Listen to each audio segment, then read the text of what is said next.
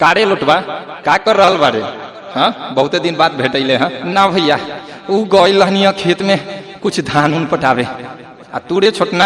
हाँ भैया पंजाब से कमा के चल अइले। हाँ हो। अरे भैया के तो लागत भुला गेले तू सब। ना ऐसा बात नहीं के पंजाबों में तोरा याद करत रहनी है भैया। आ तू रे फुदरुआ बाप रे वाह कितना दिन के बाद भेटैले हैं। ये कहाँ रहता रे? शादी उदी कैले हैं कि न कैले हैं अभी? ना भैया कहाँ अभी कैनी है। बाबू वहाँ फटफटिया मांगता तिलक में तो देवे न करता, यही ले अभी शादी ठीक नहीं के भइल, रिश्ता टूट गई। ओहो अच्छा चल सब कोई पान खाता नहीं दुकान पर। ए काका हाँ बाबू बोलो न क्या बात है रे।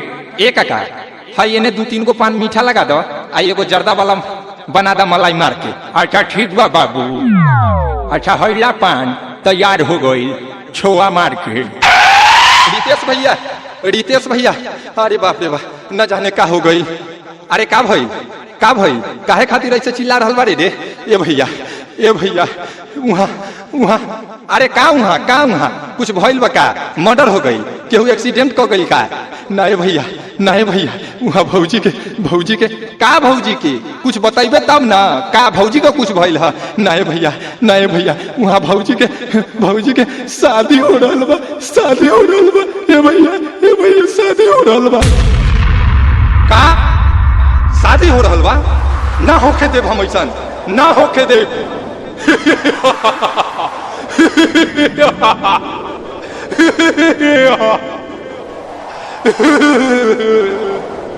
शादी हो रहल बा।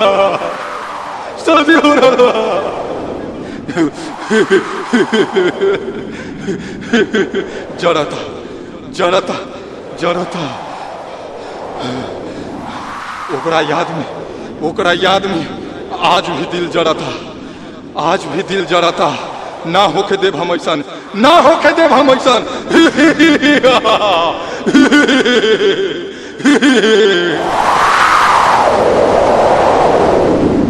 उनकी यादों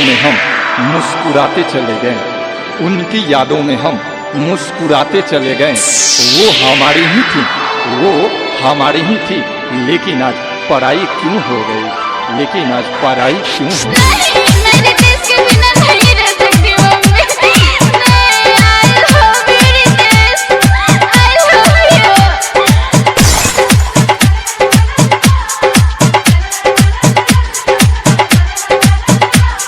रिकॉर्डिंग बाय जय गंगा स्टूडियो सूरजगंज।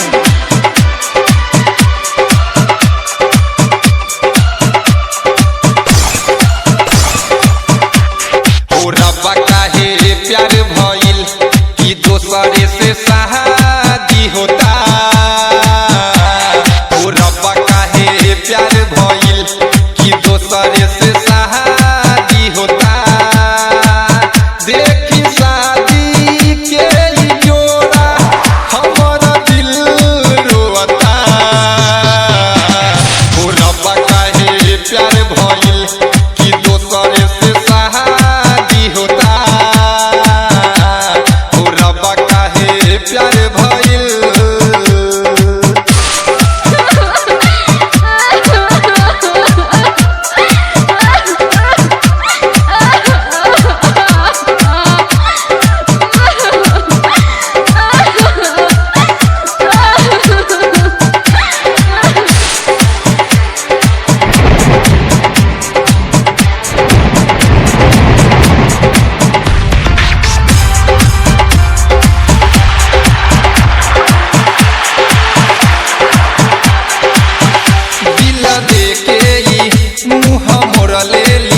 कैसे दोसरा से रिश्ता जोड़ लेली।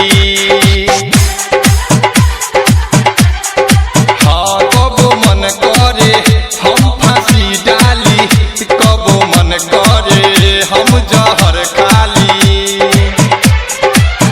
छोड़ के पिंजरा उड़तारी बन के दिल के तोता। ओ रब्बा काहे प्यार भइल कि दोसरे से शादी होता। हो रब्बा काहे प्यार भइल। डीजे रोशन